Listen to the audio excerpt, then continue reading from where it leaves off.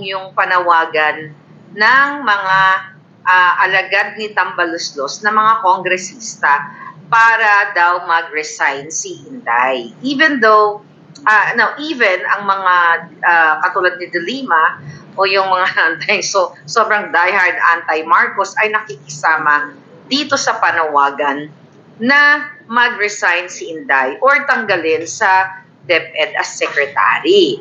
You know what, mga kababayan, okay? May nakarating sa atin na impormasyon actually. Ito ay utos ni Lisa. Ito coming from Congress. Right. Okay. Na sinasabi dito sa atin ang puting ahas na ang ginagawa ni Marcos Jr. at ni Lisa Marcos ay coordinated. Kunyari po si First Lady, ayan, Lisa Tanas, pero Lisa na nakalagay dito.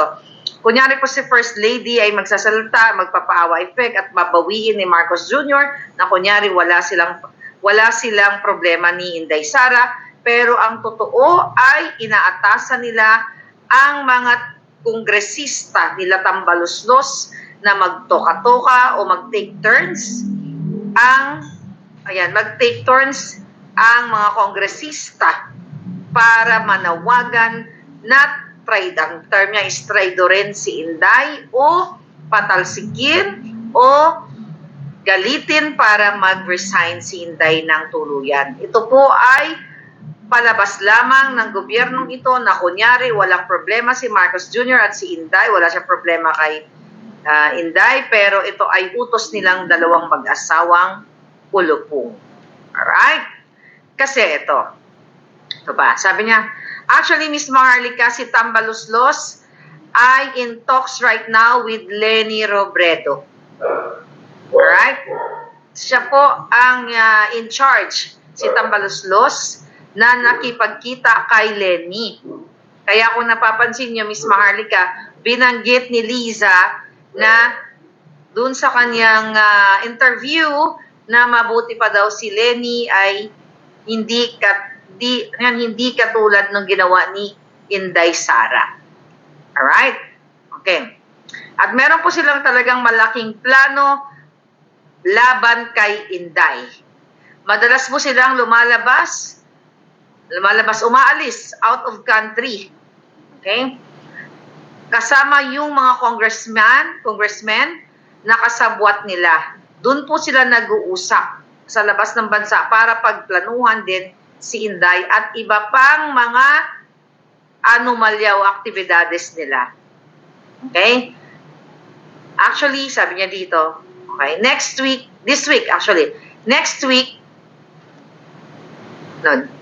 ayan, sabi niya, nawala yung message. Sabi niya, this week,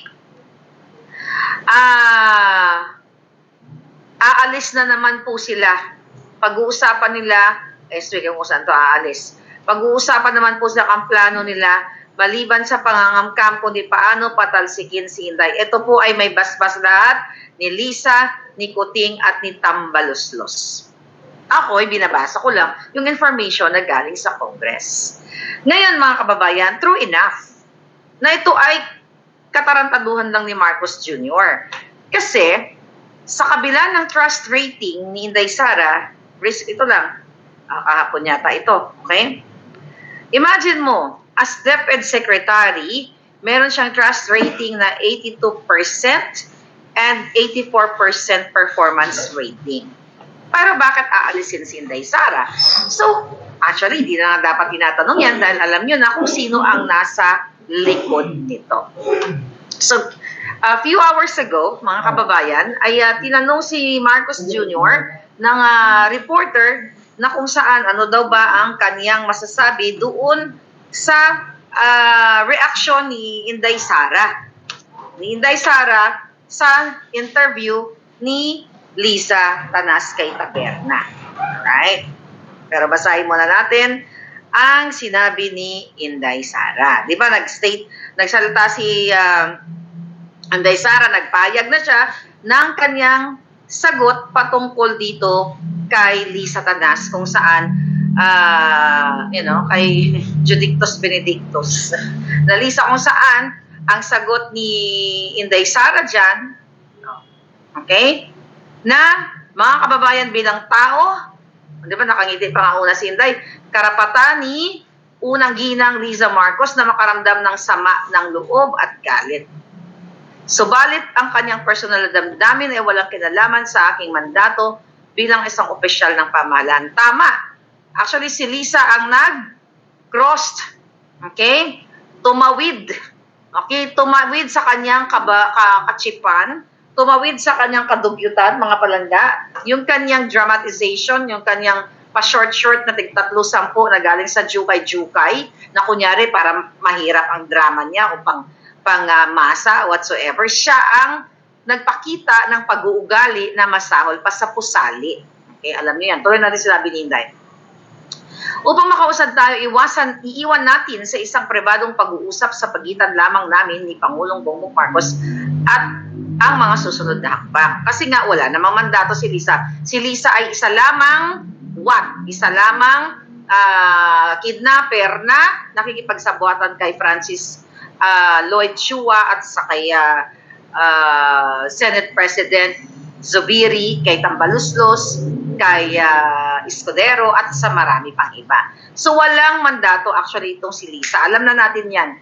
Pero nakikipagsabuatan si Marcos Jr. dahil hindi niya pwedeng itapon yung nilayupak na yan. Hindi niya pwedeng itapon kasi kasabwat niya yan. Dahil kung wala si Liza, wala talagang backbone si Marcos Jr. at hindi talaga siya makakagagalaw ng mga bagay-bagay kasi nga tamad. Wala namang alam, pabasa-basa lang ng script. Okay? Tuloy natin sinabi ni Inday. Upang makausap tayo, iwan natin ang isang pribadong pag-uusap namin sa pagitan namin ni Pangulong Marcos Jr. Ang mga sumusunod na habang mga kaigsuunan, nagatubang ang atong nasod. Mga kababayan, sabi na may hinaharap ng ating bansa ang mga problema na kailangang solusyonan ng gobyerno. Dapat ay nakatutok tayo sa pagtugon sa suliraning hinaharap ng ating bansa. Patuloy ang pagtaas ng presyo ng pagkain at iba pang mga bilihin at ito ay mas nagpapahirap na dinaranas na gutom o kawalan ng sapat na pagkain ng paghihirap ng ating bayan. Nagbabadya rin ang kakulungan ng supply ng tubig, kuryente habang talamak naman ang ipinagbabawal na droga o polboron. Samantala, hindi pa rin natatapos ang banta ng kriminalidad, terorismo, insurhensya sa ating bansa. Itong mga bagay na ito ang dapat nating bigyan ng pansin. Ayan, yan sabi ni Inday. So, ibig sabihin, class act talaga, ito ang dapat ginagawa ng isang vice president. Si Liza, huwag na kayo mag-expect ng class kasi never siya naging social. Okay? Social climber to the highest level. Okay? Ulit-ulitin natin, walang masama kung dati kang mahirap, dati kang labandera, dati kang scavenger, kung pinagbuti mo ang iyong buhay at hindi ka nagnakaw, hindi ka nangidnap, hindi ka nang smuggle. Hindi ka mala nag-smuggle, Day. Pero kahit ano pang pagmayabang mo, katulad ni Liza na siya ay abogada at ito'y very New York, pero ang ugali niya masahol pa sa pusali na pinakamaduming pusali sa lahat ng pusali na makikita ninyo. Alright, so sinagot niya ni Kuting Jr. na ano daw bang masasabi niya sa talak ng kanyang asawang Bigatla at kay Inday. So sinasabi niya ni Marcos Jr. na napakaswerte daw niya na mayroon siyang asawa na very protected, na kapag may nakikita o may sinasabi na hindi maganda kay Marcos Jr., parang normal lang daw na very, very upset itong si Liza. Sabi niya, hindi ko siya pwedeng sisihin. Okay, sagutin natin yung una. Kung naalala ninyo ang drama nila before election, na hindi sila pumapatol sa mga bashers, dun sa mga dilawan na sinasabi nilang tawag dyan, hindi sila pumapatol sa dilawan na sinasabi sila ay diktador, murderer, lahat na. Tapos ngayon ang sinasabing ni Kuting Jr. ay very protective daw si Liza Tanas. Bakit in the past 36 years before na umupo dahil sa smart magic si Marcos Jr. pakipagsabwatan nila based sa affidavit ni Attorney Glenn Chong? For 36 years ang portrayal ni Marcos Jr. ay mabait, hindi pinatulan ang mga dilawan, di ba? Dahil sila ay hindi talagang pumapatol sa mga bashers o kritiko nila. Bakit hindi sila pumapatol? in the past 36 years kasi wala silang power. Wala kayong power, kaya yun ang pambubudol nyo sa taong bayan. Paano nga naman si Lisa, di ba, makagamit ng power ng isang presidente kung hindi, 38 years kasi 1986, di ba, nang sila ay sabi nga nila dyan, kinidnap sila, pero ngayon, alam nyo na, nabudol lang talaga. But ganun pa man, for 36 years, ang binato sa kanila lahat, hindi lang naman binato yan, recorded yan, nasa Guinness Book of Records nga sila. Lahat, may mga outstanding cases sila. So ngayon, bakit ngayon, sinasabi ni Marcos Jr. na napakaswerte niya kasi very protective. Did I say protected? Okay, protective. Bangag lang din minsan si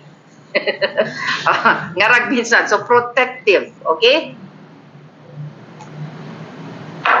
Ngayon, mga kababayan, bakit sinasabi niya na gina-justify ni Marcos Jr. na tama lang ang ginawa ng kanyang asawa at hindi niya masisisi kasi tagapagtanggol.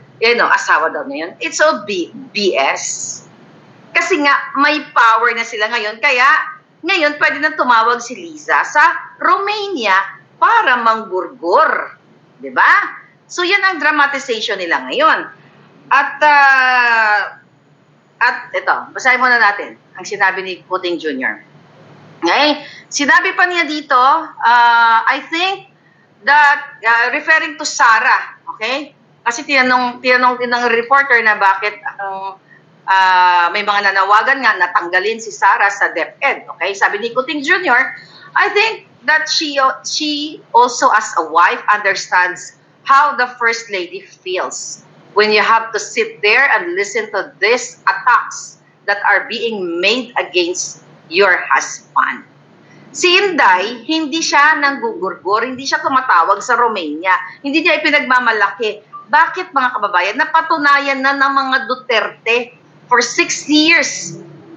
Binato sila ng kung ano-ano mga bato, mga made-up stories, at kung ano yung iba,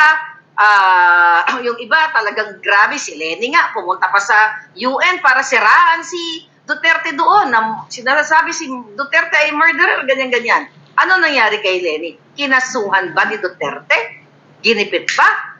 Pero ito, ikaw Marcos Jr., na Judictus Benedictus o Addictus Benedictus, sa pulburon, mag-drug test na kayong mag-asawa dahil masyado na kayong malala. Panawagan niya ng taong bayan na mag-pulburon test na kayo. Ngayon, sasabihin mo na maiintindihan ni Inday na I think naiintindihan ni Inday bilang isang asawa ang ginagawa ni Lisa. Yun ba ang dramatization mo? Attacks? Hindi ito attack. Pag sinabi mong ina-atake ka, walang basian. Pag-aatake ba, Marcos Jr., ang pagsasabi ni Maharlika ng katotohanan na ikaw March 10, 11, 2012 ay dapat huhulihin ng PIDEA dahil ikaw ay bangag na bangag at addictus benedictus sa pulburon at kasama mo si Terry doon sa what? Sa Rockwell, sa 46C. At kaya dapat ipatawag yan, pati si Terry, kasi napangalanan naman yan ni Pangulong Duterte, okay? At ito manawagan tayo ha. Ito tinignan ko kasi ang Senate, okay? Ang Senate ko ano mga schedule nila na susunod na hearing. So wala pa nakalagay doon. Kaya muli, Senator Bato bilang chairperson ng Committee, Public Order and Dangerous Drugs, buksan mo na ang investigation para matapos na ang usapin dito na ang nilabas kung mga dokumento na si Marcos Jr. doon sa pre-op authority to operate ay legitimate or bona fide document. It's not AI. So itigil mo na Marcos Jr. ang drama-drama mo pa, sayaw-sayaw kanyang kunyari sa Malacanang, pa-tweetams, pa-biga-biga, pa-jollibee-jollibee drama, para kunyari pangmasa. Julul. Tigil nyo yung mga damage control, yung katsipanggahan. Dahil kahit kailan, hindi naniniwala ang taong bayan sa inyo. Ang naniniwala lang yung mga dugyots ninyong bayarang, mga walang jutak. Okay. Ikaw, Senator Bato, bilisan mo. Okay? Dahil ikaw, ito, panawagan natin. Chairperson, Bato de la Rosa. Vice Chairperson, Ejercito Estrada, Jinggoy, Bongo, Tolentino. Ayan, ang mga members, Binay, Ejercito po, Villar, Dalawang Villar, Padilla. Ayan. Ex-officio members, Ligarda, Villanueva, Pimentel.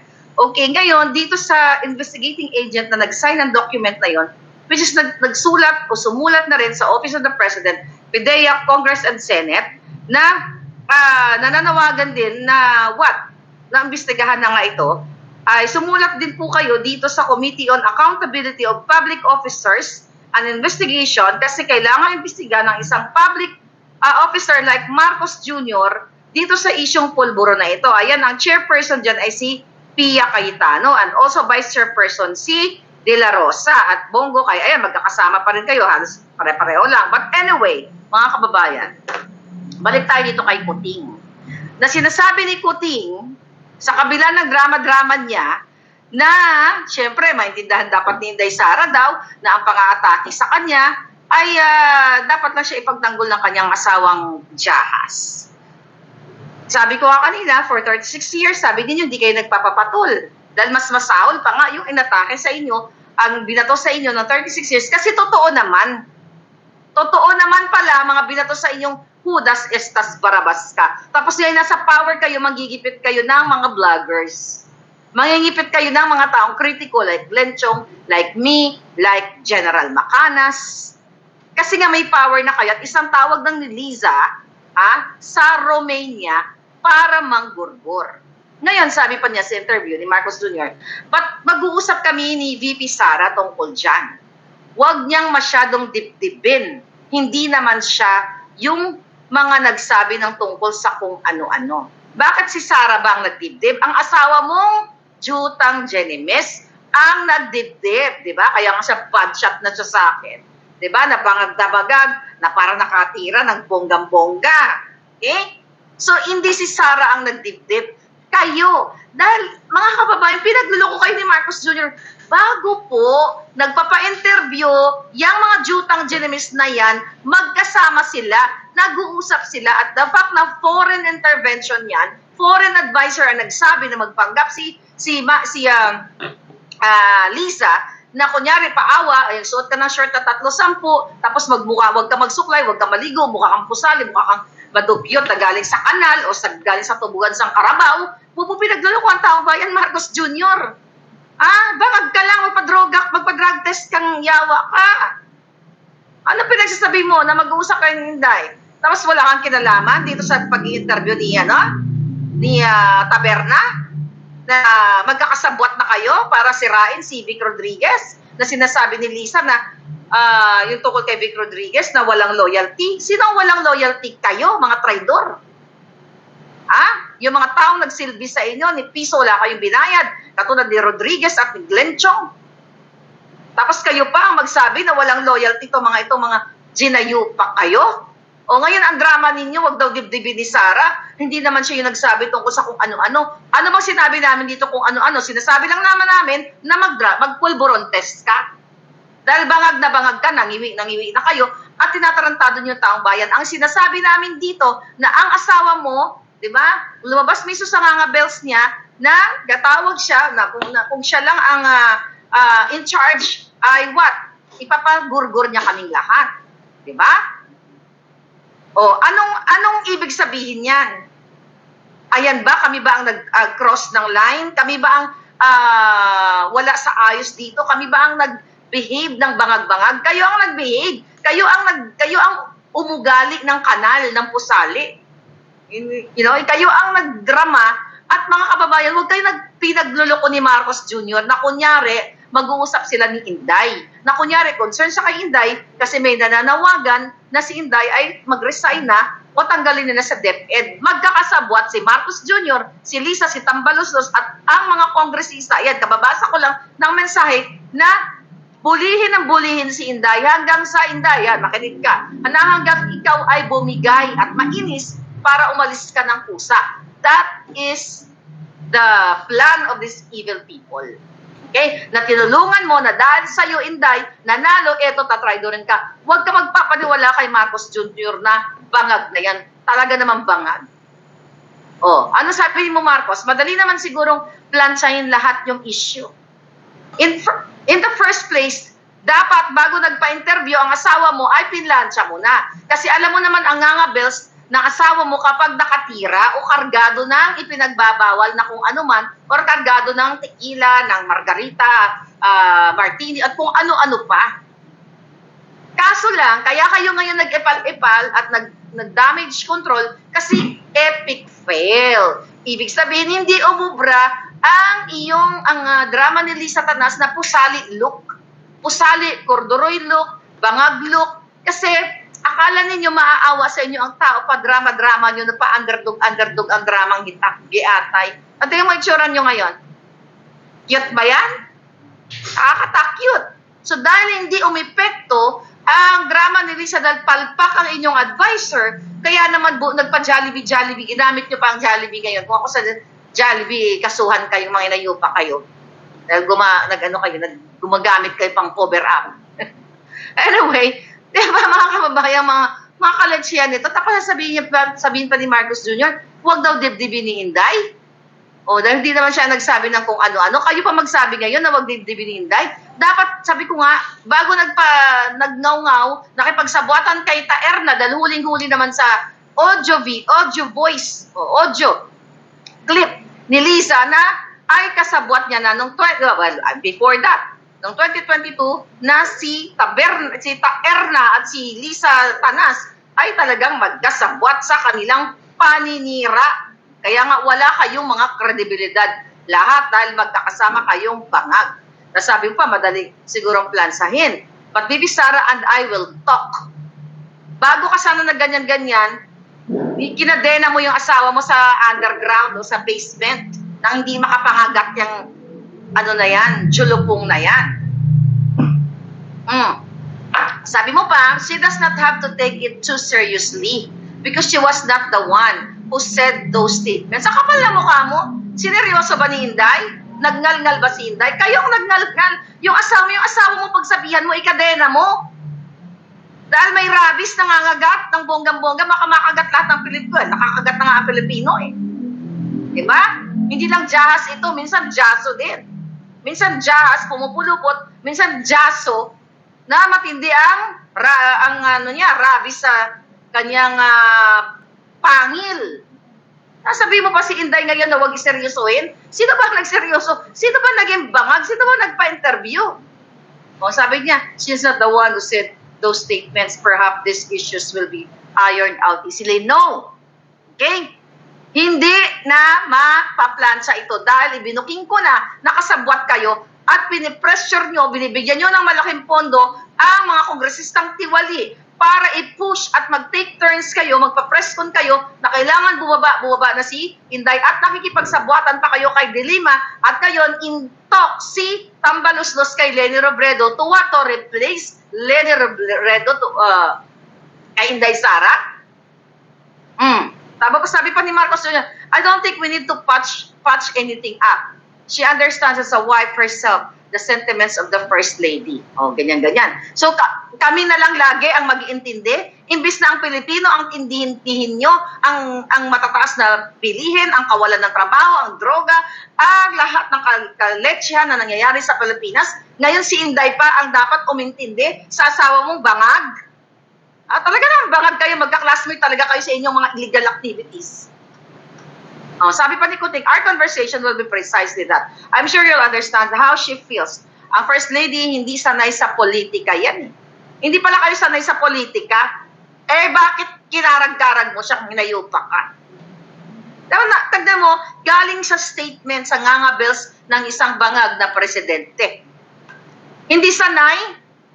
So, ibig sabihin, dahil hindi sanay sa politika ang iyong asawa, pababayaan mo na lang siyang magpanggap na parang pulubi na magsuot ng tag-30 na shirt galing sa ukay-ukay na wala namang masama sa ukay-ukay. Dahil ako, bumibili na ako sa ukay-ukay, mga palangga. Social nga ukay-ukay dito sa Discovery. Sino pupunta dyan? Pumupunta ako dyan. Favorite place ko yan. Happy place ko yan. Walang masama kung nagsuot ka ng ukay-ukay. Ang problema, yung ginagamit nyo yung portrayal na kunyari gusnay-gusnay, ang itsura ni Lisa mukhang nilamukos na papel. Maliban sa corduroy, yung peslak niya mukhang nilamukos na papel, di ba? Yung kapag nakakuha ka ng mababang grade sa test mo sa school, nilalamukos yung papel or zero, itlog ang nakuha mo. Yan, ganyan ang peslak ni Lisa, parang nilamukos na papel. Tapos sasabihin mo, Marcos Jr., hindi kasi sanay sa politika yan eh. It's the same thing na nag-disclaimer ka dun sa 1.8 tons na pulburo na nahuli ninyo nung nagkaroon kayo ng press conference na sinabihan nyo yung mga reporter na, kapag may tinanong kayo at kailangan lang mag-intervene, mag-intervene kami kasi itong pulis na huli na ito ay hindi naman yan sanay sa mga interview. Kundi naman bangag kayo, hindi pala kayo sanay eh. Bakit hinarap nyo yan dyan sa press conference? At yung asawa mong hitad, balik tayo. Hindi pala sanay eh, sa politika. Dapat kinadena mo na nga, sabi ko, sa basement, kung meron na kayong basement. Ang sabi pa ni Marcos Jr., kami manhid na kami dyan sa insulto. Eh di ba matagal mo ng asawa si Lisa at may mga interview, may mga pumasok lang na girl lalo sa'yo habang nung kayo ay naghiwalay, ni naghiwalay kayo ni Lisa at si Lisa pumunta sa Thailand. Di ba? Nagliwaliw siya doon habang nag-enjoy ka kay Ting yung forever mo. Manahimik ka nga. For 30, ilang taon na yung si Sandro na kamukha ng plunger ng Inodoro? Ilang taon na yan? Kailan ba kayo kinasal? But anyway, tapos sasabihin mo na ikaw manhid, tapos si Lisa hindi. Siya ang nagmaniobra ng eleksyon. Siya ang, nung senador ka pa, malaki ang nakuha ni Lisa dyan sa PIDA. At siya ay kasabwat din ni Napoles. Ayan, hindi ko pa natatapik yan. Kaya ikaw Napoles, si Lisa ang malaking nakuha na PIDA money dyan sa Napoles na yan. Manahimik kayo. Diba? Huwag kang magsinungaling, Marcos Jr., na si Lisa ay walang alam sa politika. Malaki ang nakamkam niya sa Napoles scam. Dapat nga, Lisa scam yan. Kaya ba, ngayon ay, pinagbibigyan nyo yung mga taong, mga taong pinakinabangan ninyo? Yan ang katotohanan. Mga kababayan, malaki ang nakamkam ni Lisa Tanas sa Napoles scam sa PIDA. Issue na yan. Sa pork barrel issue na yan. Okay, wag na muna tayo lumayo doon kasi tutok tayo dito. Ngayon, mga kababayan, sabi ni Kuting, yun nga, manhid daw sila yung mga Marcos sa insulto, siya kasi hindi siya galing sa political family, kaya siguro she still has to learn na mapalagpas ng kaunti ang ibang masasakit at maanghang na salita. Ang ibig sabihin, ng asawa mo ay wala sa tamang kaisipan. Kasi hodang wala kang political background, hindi ka politiko ang pamilya mo. Bilang isang tao, bilang isang abugaga na sinasabi niyang very New York siya, yung pala very Harlem, very Pusali, you have that qualities at least as a leader. Ano yon? Maging mahinahon ka, maging diplomatic ka, maging maayos kang tao, hindi parang gumaganon-ganon ka, parang show nga bilis, parang kang tando-tando, nagatrumpo, tumatalon-talon ka doon, Lisa Tanas. Ganyan sasabihin mo, Marcos, sabi niya, while we are already over, ayan, in English lang pala to. Okay. Any of the cabinet secretaries will be replaced kapag, tinanong siya kung tatanggalin daw ba niya si Inday Sara. Sabi ni Kuting, any of the cabinet secretaries will be replaced kapag hindi nila ginawa yung trabaho nila. Ayan, gagawan niya na naman ng kwento si Inday Sara, but hindi kayo mananalo eh. Hindi umubra yung epic fail ang pa-interview ni Lisa. Ngayon, gumagamit kayo ng mga kongresista para babuyin si Sara sa social media. At nagbabayad kayo ng mainstream media, social media, mga dugyot, ginagamit nyo ang pera ng bayan para tirahin si Inday Sara. Ewan ko ba to si Inday Sara kung kailan pa to magigising? Talaga to.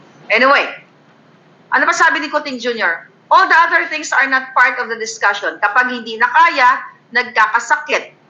Yung tungkol sa papalitan ang as Deputy Secretary.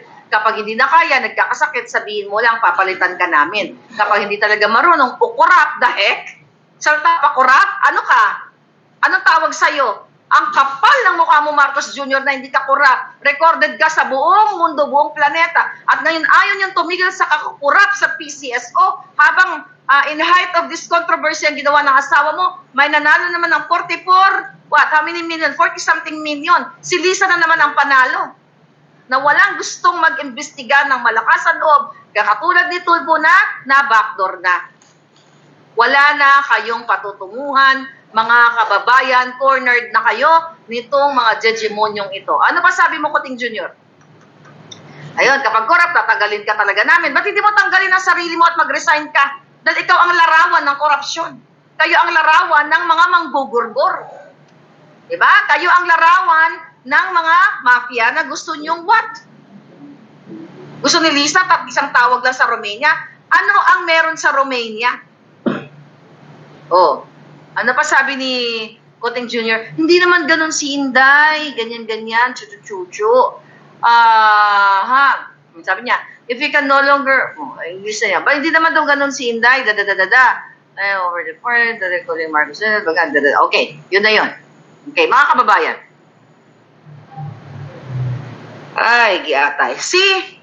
So, binukeli ko kanina sa inyo na itong dramatization ni Marcos Jr. na kunyari, hindi naman ganun si Inday, Pero sekreto ang bunal ng mga inayupa. Kaya ang sekreto ang bunal, Day. Sa Ilonggo, ang sekreto ang bunal, kung naabi, bati-bati kayo, kunyari okay, pero tinatraidor ka. Sinasaksak ka pa talikod. Traidor yan. Kasi intindihin ninyo, ulit-ulitin ko, hindi po magpapa-interview si Lisa Tanas kung walang basbas ni Marcos Jr. Lahat ng interview ko na scripted, na nangihingi ng script si Marcos Jr. Before election, nandyan si Lisa Tanas. Lagi bang, hi Marlica, thank you for supporting my family, Chuchu. Magaling ang mga inayupak na to pag may kailangan sa'yo. Kaya hindi totoong walang kinalaman o walang alam si Marcos Jr. dito sa interview ni Lisa Tanas. Ang nangyari lang, sabi ko nga, epic fail. Hindi nila nakuha yung simpatya ng taong bayan kasi obviously nakatira si Lisa at hindi sincere. Dahil dun sa mga sinabi niya na kapag siya ay ang in charge ay ipapagurgur tayong lahat. At doon sa kasinungalingan niya tungkol sa issue kay SAS, okay, na pro bono daw si SAS for 3 years at yun ang nirebat na namin yan, nirebat na ni SAS yan, lahat puro kasinungalingan. At sinabi niya in 1997 na ako ay pumunta sa bahay nila, nag-video-video, isang malaking kahangalan, kasinungalingan. Dahil again, wala pang YouTube noon at wala pang cellphone noong 1997 na may camera. At hindi ko sila kilala, na isupla ko na yung mga ginayupak na yan dahil 2017 kami nagkakilala. Diba? Kaya bakit mo papayagan ang bangag mong asawang magpa-interview? Well, siya ang boss. Yun, si Lisa ang nagmamanipula ng lahat. So inutusan siya ng kanyang foreign advisor para gawin yon, maghirap-hirapan kunyari, which is, mahirap naman talaga si Lisa dahil ang nanay nga niya, tagabiyak lang ng biscuit sa Hacienda Luisita, kaya sila ay nakalibre ng bahay at pinaaral sila doon ng mga kuwangko. So ngayon, ulitin ko muli, walang masama kung taga-biyak ka ng biskwit. Walang masama kung ikaw ay namumulot lang ng mga plastic para mabuhay ka kesa naman magnakaw ka o magkurap. Gusto ko lang liwanagin. Ang masama, yung magpanggap na si Lisa na ang kanyang kapatid na si Martin Araneta ay bank crawler. Pero dito sa COMELEC, nung past election, walang ni Singkong nakalagay doon na nag-donate siya sa kampanya ni Kuting. Si Martin Araneta ay talagang mayaman na ngayon yan dahil ang nagmamaniobra diyan as prinsipe ang kanyang codename, umara sa Bureau of Customs na nagpapapasok ng mga illegal na kontrabando kasama si Michael Ma. Kaya nga ang report na yan ni Clarita Carlos noong December ay hindi pinansin ni Marcos Jr. at ni Lisa. Kaya yang si Clarita Carlos ay kaslaban din ng bayan dahil masyonda na ayaw pang ilabas ang katotohanan na pinorwardan siya ng report from Nika na itong si Martin Araneta, itong pamilya ni Kuting, okay, ay sangkot, o ni Lisa, lahat sila, sangkot sa mga illegal activities. Anong ginawa kay Clarita Carlos? Niligwak, pero binigyan ng generous allowance. Dahil walang pagmamahal sa bayan si Clarita Carlos, tinanggap niya ang generous allowance. Kaya nga sabi niya doon sa kanyang letter, thank you, First Lady, for the giving me the generous allowance. That is as well, January of 2023 pa. Ngayon, ayaw pa imbestigahan si Michael Ma. O, di ba? Report ni Clarita. Ang investigation is one thing. Hinarang ni Lisa, hinarang ni Marcos, hinarang ni Tambalustos. Kasi sila ang nagpapasok ng kontrabando. Kasabwat si Bakiran, kasabwat si Rubio, kasabwat sila lahat. Kaya sabi ko nga sa inyo mga kababayan, pag hindi kayo kumilos, talagang pipilayin lahat kayo dito. At magiging bangag din kayo. Kita mo, magpapaniwala ba kayo na hindi alam ni Marcos Jr. ang pa-interview ni Lisa? Maniwala kayo na hindi niya alam yon? Siya nga kayo, kung maniniwala kayo, o nagpagapati-pati ka mo dito sa ginahambal, sinasabi niya, no? Ni Marcos Jr. Di ba? Siya nga. Sabi nga ni Lisa, ako ang pinaka-loyalista sa lahat ng loyalistang nakilala niya. You know that video already. Ipakita ko na many times. Diba? Kaya alam ko ang kanilang strategy kapag nag-interview na yan. Nandiyan si Lisa lagi, nakatutok kung pansinin ninyo, balikan ninyo ang interview ni Marcos Jr. Pag sumasagot siya, may binabasa sa monitor. Yung sagot niya hindi galing sa puso. Yun ay script. Dahil naibigay ko na ang tanong sa kanya. Hindi siya papasok sa interview pag walang script. Ganon din si Sandro. Nakamukha ng plunger ng Ginodoro. Royal British Adjutant Ginemes. Kahit isang hibla ng royal, angle ng royal, wala. Royal pulburon. Di ba? Pasayaw-sayaw, anniversary, biga-biga picture, ganon-ganon. Ano kayo? Love team? Love team na mga bangag? Oh. Sabi ni Dance Cordoroy, underworld terror entity. Ay, nako. Anyway, yun nga, mga palaga. Na-discuss na natin itong mga speech inday, Okay, sana tayo dadako pa roon.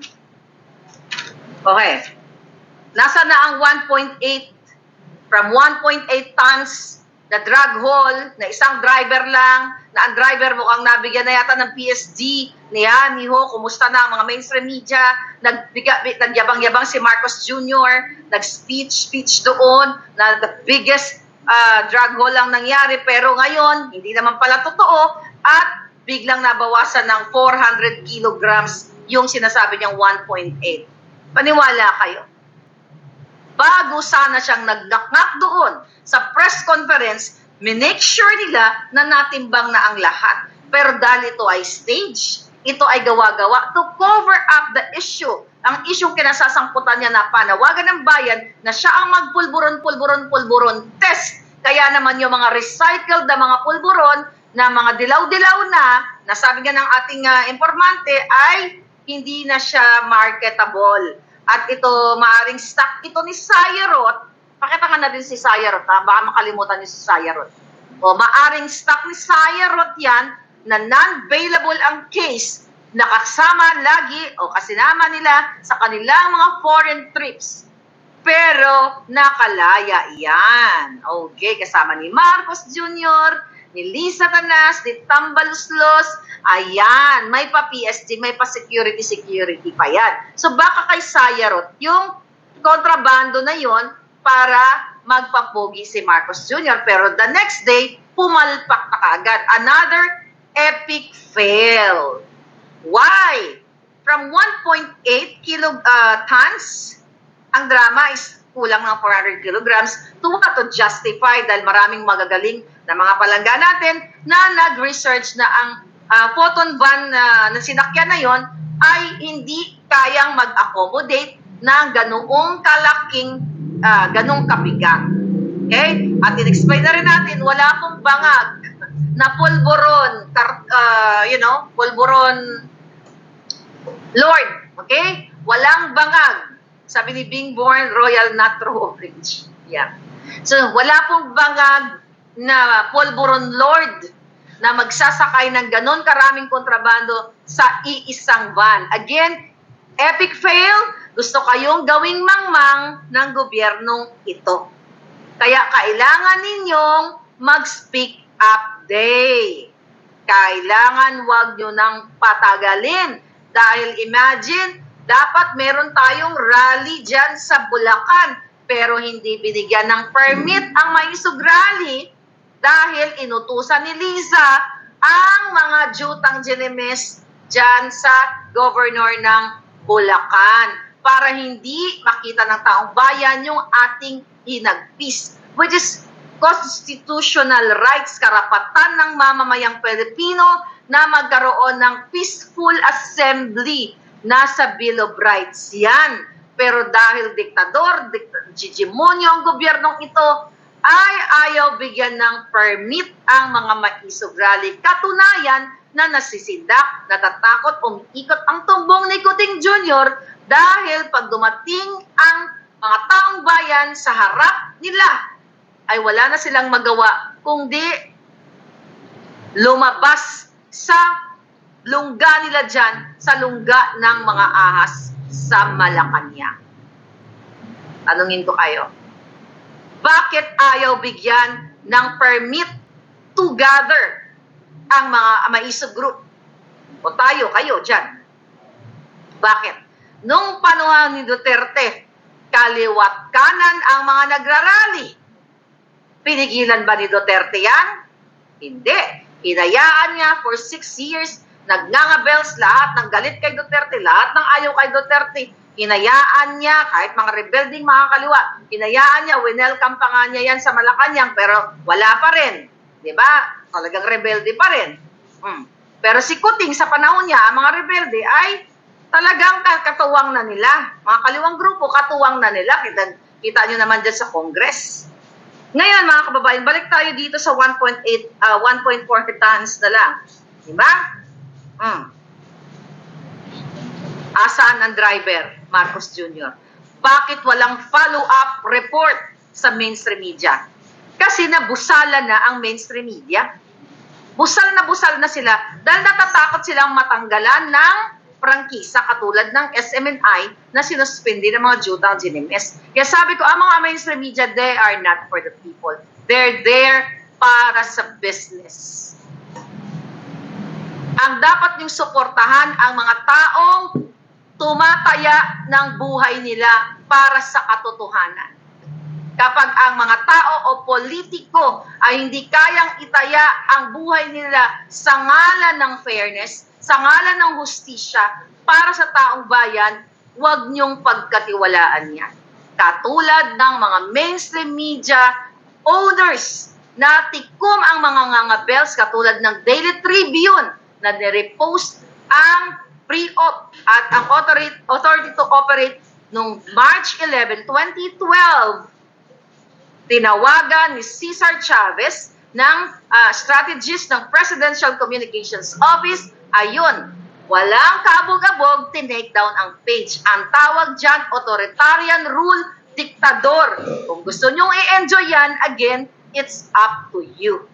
Nasa mga kamot ninyo at inyong mga lubot, sama ko na, lubot ni Pebbles Salakera na makinis pa sa Peslak ni Lisa. Okay? Nasa inyo, mga kababayan. Ang kaya ko lang gawin dito, i-expose ang mga jutang GNMS. Again, mamaya pupunta tayo dun sa pagtaya ng buhay at pakikipagsabwatan ni Lisa, ni Marcos sa NBI to get my head.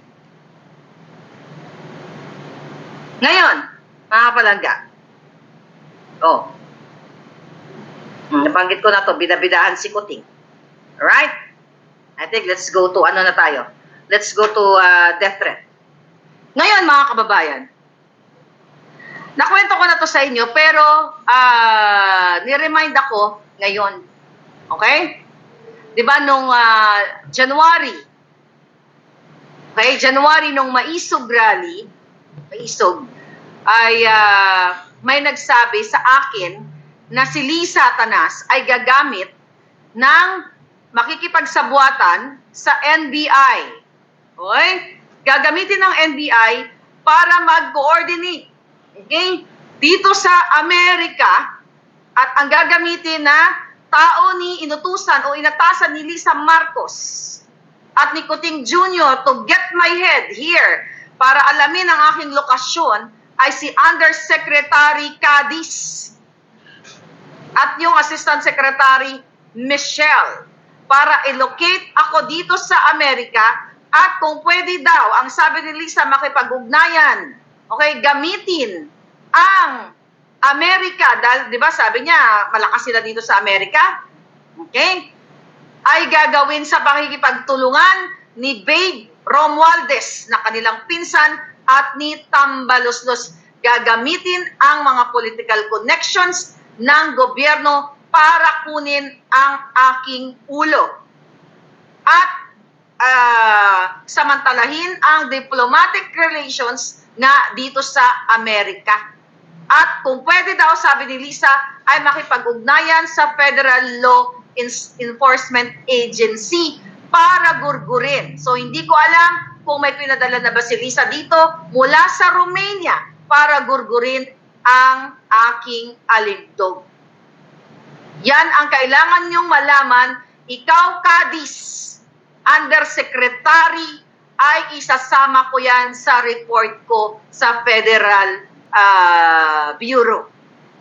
Okay? Akala ninyong hayop kayo, Lisa, magagamit mo ang power na ninakaw nyo sa taong bayan, mga ginayupa kayo. Hindi ka magwawagi. Okay?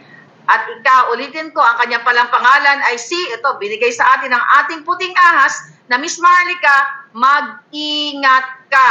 Dahil ang utos ni Lisa, lalo na si Lisa at ng Marcos Jr., ay alamin ang iyong lokasyon, get your head sa pamamagitan ni Undersecretary of Justice na si Jose R. Cadiz at also si Michelle, Assistant Secretary of Justice by the name of what? Michelle Ann Lapus.